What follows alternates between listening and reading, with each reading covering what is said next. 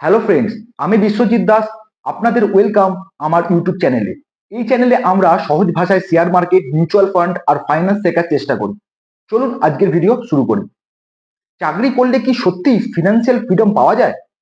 চাকরি তোমাকে স্যালারি দেয়, মাসের খরচ চালাতে সাহায্য করে, কিন্তু ফিউচার বানায় না। যেদিন তুমি কাজ করো না, সেদিন স্যালারি থেমে যায়। চাকরির ইনকাম কখনো প্যাসিভ হয় না। স্মার্ট ইনভেস্টমেন্ট করলে তোমার টাকা তোমার জন্য কাজ করে।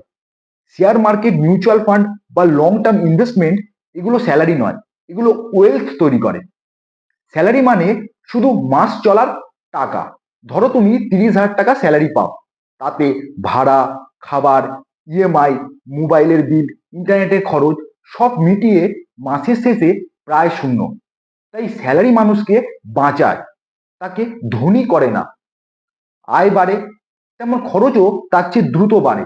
এটাকেই বলে লাইফস্টাইল ইনফ্লেশন। আগে বাইক ছিল, এখন গাড়ি। সাধারণ মোবাইল থেকে এখন আইফোন।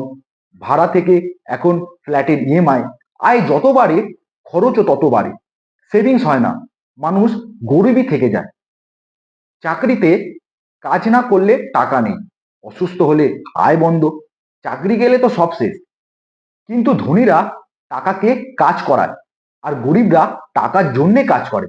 শেয়ার, ব্যবসা, ঋণ, ডিভিডেন্ড থেকে আয় করে ধনীরা, আর গরিবদের আছে ইএমআই। ইনভেস্ট না করলে টাকা ধীরে ধীরে কমছে।